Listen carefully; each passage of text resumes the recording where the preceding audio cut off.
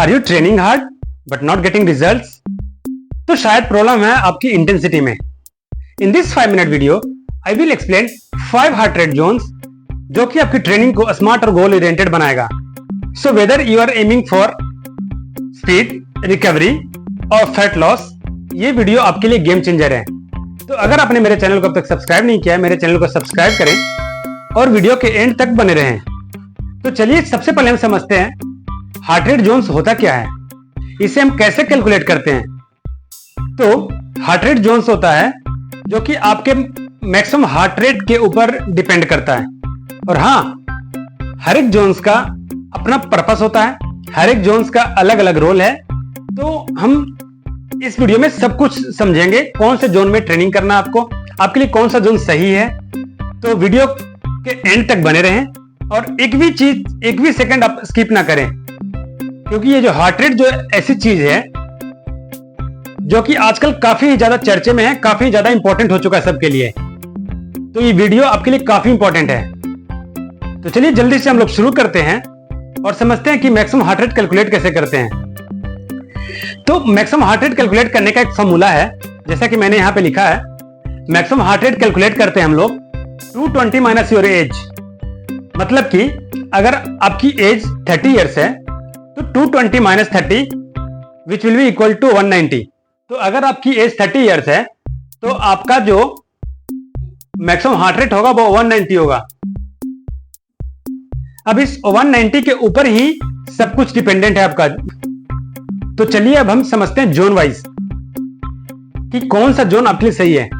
तो सबसे पहला जो जोन आता है वो जोन 1 होता है। जोन 1 जो है सबसे इजी वाला जोन है, जिसमें हम लोग समझते हैं कि हमारा जो हार्ट रेट है वो होना चाहिए 50 to 60% of your maximum heart rate. जैसा कि मैंने बताया कि अगर मैक्सिमम हार्ट रेट 190 है तो 190 का 50% आपका आएगा 95। सो आपकी जो हार्ट रेट होनी चाहिए वो 95 से 114 होनी चाहिए। आप इसमें क्या कर सकते हो, आप इसमें कंफर्टेबल टॉक कर सकते हो। ये जो जोन होता है इसमें आपको फीलिंग आएगा ऐसा कि जैसे आप वॉक कर रहे हो, काफी इजीली सबसे बात कर पा रहे हो। तो ये इस जोन का पर्पस है मोस्टली रिकवरी और वार्म अप में। तो ये था हमारा जोन 1। अब आते हैं जोन 2 पे। जोन 2 जो है हमारा, जोन 2 आता है हमारा 60 to 70% of your maximum heart rate. तो जैसे 190 का 60% आप समझोगे तो होगा 114। तो इस जोन में आपकी हार्ट रेट होनी चाहिए 114 से 133 तक। 114 से 133 अगर है तो ये है आपकी जोन 2। अब इसका बेनिफिट क्या है, इसमें इसको हम लोग पहचानेंगे कैसे कि कौन से जोन में जोन 2 बोलते हैं, कौन से जोन को हम लोग जोन 2 बोलते हैं। तो जोन 2 की जो इंटेंसिटी होती है वो लाइट इंटेंसिटी होती है। इसमें आप जॉग कर सकते हो, ऐसा आपको फील होगा कि आप जॉगिंग कर रहे हो, आप कंफर्टेबली लोगों से बात भी कर पा रहे हो। और हाँ, इस जोन का जो सबसे खास बात यह है, ये जोन होता है फैट बर्निंग और एंड्योरेंस वाला।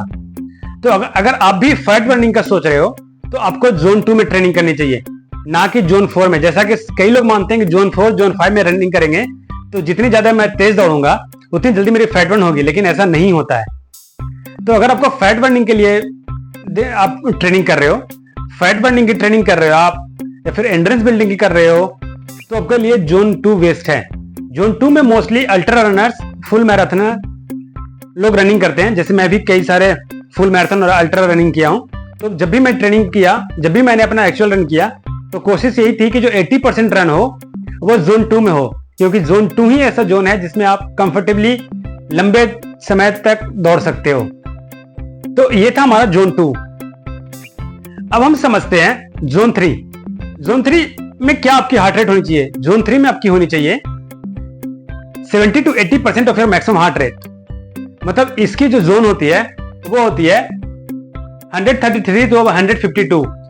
मतलब आपकी जो हार्ट रेट है, आपकी जो हार्ट बीट है वो कितनी होनी चाहिए, 133 से 152।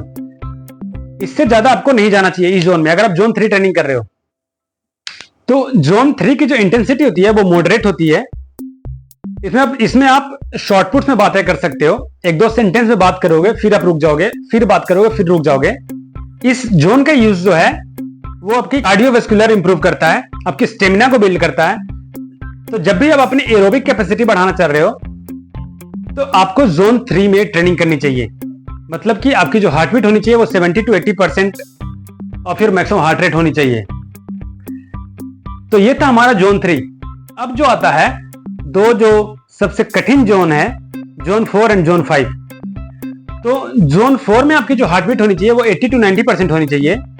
इसमें आप बात शॉर्टपुट में करोगे, कुछ 2-3 फ्रेज में बात करोगे। जैसे मुझे पानी दो, आप हाफते हुए बोलोगे मुझे पानी दो, फिर आप रुक जाओगे। अब 2 से 3 वर्ड से ज्यादा नहीं बात कर पाओगे। तो समझ जाना कि आप जोन 4 में ट्रेनिंग कर रहे हो। इस जोन का भी कई सारे बेनिफिट्स हैं।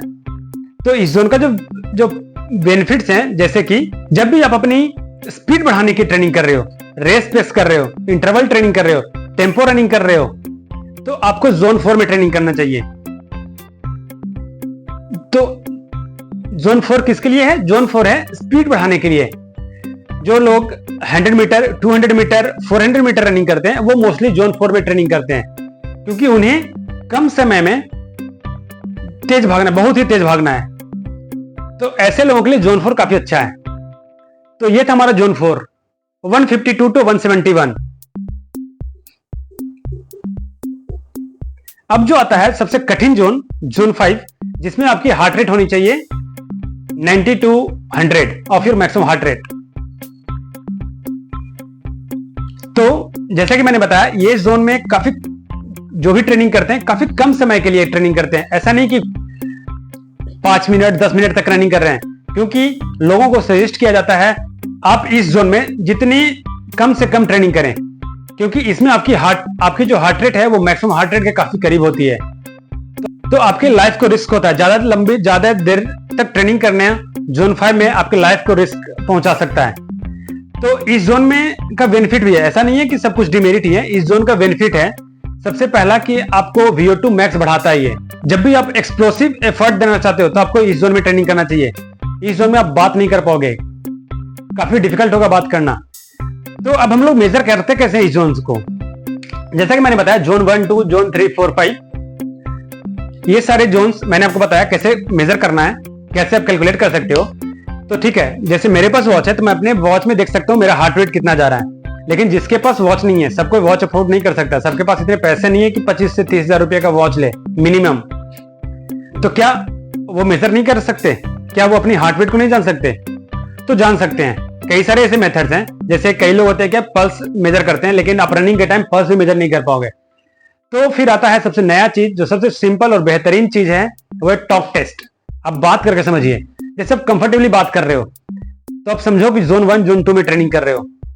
जोन 3 में आप कुछ सेंटेंसेस में बात करोगे, फिर आप रुक जाओगे, आप हाफने लगोगे, रुक जाओगे, बात नहीं कर पाओगे। जोन 4 में आप 2-3 वर्ड्स में बात कर पाओगे।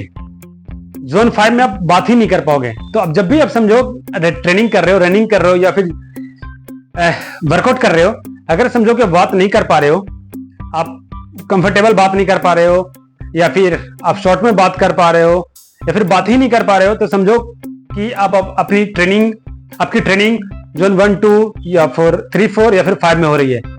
तो सबसे आसान तरीका है टॉक टेस्ट। तो जैसा कि मैंने बताया टॉक टेस्ट के बारे में, आप आराम से बातें कर पा रहे हो, मतलब जोन 2 में हो। आप छोटी छोटी सेंटेंस में बात कर पा रहे हो, मतलब जोन 3 में हो। आप कुछ वर्ड्स में बात कर पा रहे हो, जोन 4 में हो। अब बात ही नहीं कर पा रहे हो तो जोन 5 में हो। तो अगर आपको लगता है कि मेरा ये वीडियो काफी आपके लिए हेल्पफुल है, और जैसा कि मैं भी मानता हूं आपके लिए काफी हेल्पफुल होगा ये वीडियो, क्योंकि जब भी आप ट्रेनिंग करते हो तो आप इसे नजरअंदाज करते हो, तो अब से शायद आप इसको ध्यान दोगे। तो अगर आपको लगता है मेरा वीडियो काफी सही है, इंफॉर्मेटिव है, तो इस वीडियो को लाइक करो, कमेंट करो और शेयर करो जितना हो सके। और हाँ, चैनल को सब्सक्राइब करना मत भूलना। और हाँ, जो सबसे इंपॉर्टेंट चीज, आप मेरे कमेंट सेक्शन में बताओ आपको क्या पता था ये सब जोन्स के बारे में, और आप किस जोन्स में ट्रेनिंग करते हो। तो वीडियो को देखने के लिए धन्यवाद। अब मिलते हैं नेक्स्ट अगले वीडियो में।